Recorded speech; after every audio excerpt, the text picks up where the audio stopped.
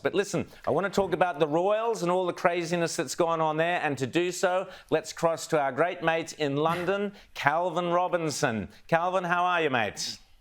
Hello, I'm good, thank you. How are you guys doing today? Well, we're very excited to hear from you exactly your thoughts on Prince Harry, on Diana, on Martin Bashir. Take it away, Calvin. It's gone absolutely crazy. So let's first of all remember that Prince Harry moved to America for privacy, to get away from all the press and all the media in the UK. And what have they done since they've arrived in America? They've courted the media to no end. You know, they had the outrageous interview with Oprah Winfrey. They've now got a whole series with her where they're going to be cashing in essentially on poor Prince Harry's late mother. You know, they've already talked about their young child, Archie. His first words were Grandma Diana. Who believes this rubbish? Oh, honestly? please.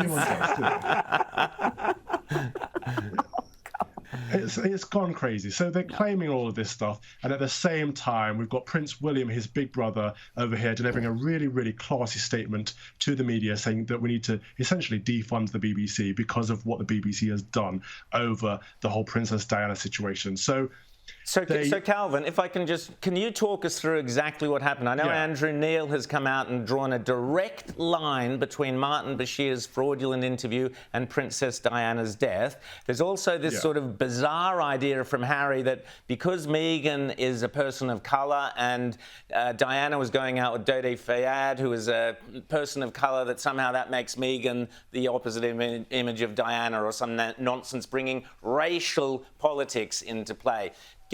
Take us through the story.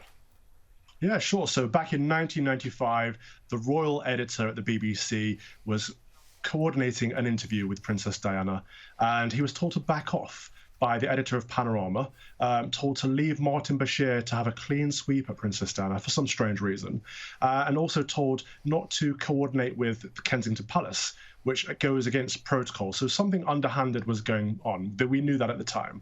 And what we've since found out is that Martin Bashir and the Panorama crew orchestrated fraudulent papers. They created fake documents, bank statements and the likes, real fraud, to coerce Princess Diana into having an interview. And people say maybe she would have given an interview anyway. Perhaps she would, but the answers she gave would have differed because she was coerced into this, believing that they had things on her and they had things on the royal family. They lied, they manipulated her, and they made lurid and false claims about the royal family. They fed on Princess Diana's fears and her paranoia.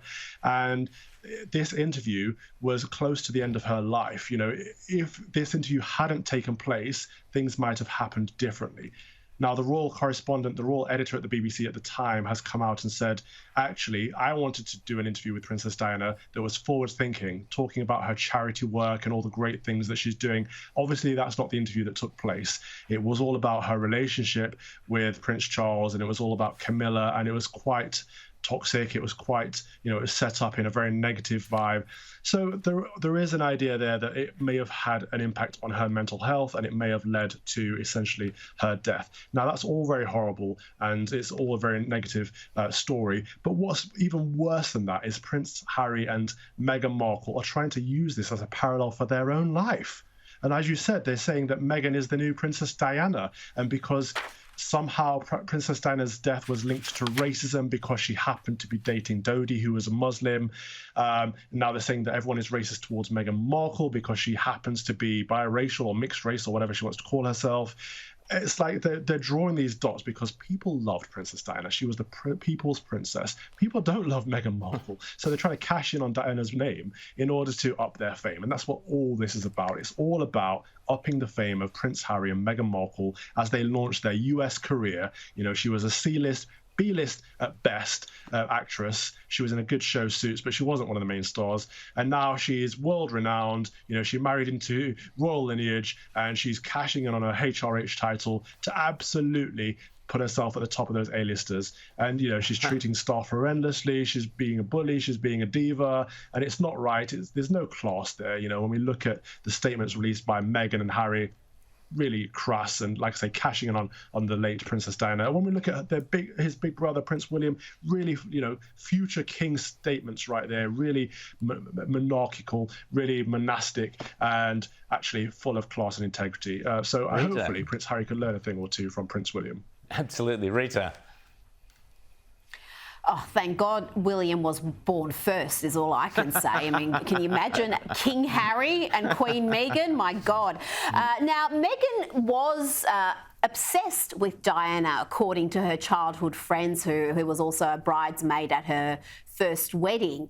And you do wonder about whether she wants to be Diana. Apparently she did. She read Diana's book and she wanted to be Diana. But I also want to ask you about the BBC, because they knew there was something dodgy about this interview back in 1995. And in 96, they did a review. And it was a massive cover-up. Even though they knew Bashir had lied on multiple occasions, they said, no, nothing to see here. It's all kosher. Yeah, absolutely. So on the first point, yes, Meghan is actually obsessed with Princess Diana. It's quite creepy. And the weird thing is that in her first Oprah Winfrey interview, she said she'd done no research on the royal family. She knew nothing about them. We know that to be untrue. And again, she's drawing those parallels between racism just in order to, play that victim card and make herself look like someone that people can relate to. And at the same time, attacking the royal family, by accusing them of being racist towards her without actually saying who it was or what they said. It's disgusting to see. And at the same time, it's not just her. Prince Harry is doing the same thing. He said that he had fatigue from orchestrating his royal duties. Swanning off around the world on private jets gave him fatigue. I'm sure many people today would love to do that. But you're right. The BBC did cover this up. Martin Bashir was rehired by the BBC after this scandal, after complaints were made by the Spencer family, that's Princess Diana's family, and the royal household. Complaints were made, swept under the carpet, and Bashir was rehired. So the BBC has serious questions there because, in this country, we've had scandals like this before. The News of the World was a massive tabloid paper that had a scandal and was shut down as a result. So maybe the BBC has a high price to pay as a result of this scandal. At least they need to be held to some account. Absolutely. You've been saying defund the BBC for a long time, and we've been saying defund the ABC here. But James... Yeah, I just want to keep going with this theme, if you don't mind, because I find this absolutely fascinating. Because Prince Harry, before Meghan came on the scene, he was actually a really well-liked and useful person. He was using his royal office for good. He did the Invictus Games. He did a lot of things like that people appreciated. And yet, since she came on the scene, doesn't all of this stuff that's been coming out, including her talk about how she thought about killing herself, but she didn't want him to lose another woman in his life, show that really this is about Meghan and her manipulation of Harry to advance her own career and her own cause while taking him away from his own family? I think you're absolutely right. It's really sad to see. It does look like he's being manipulated by her.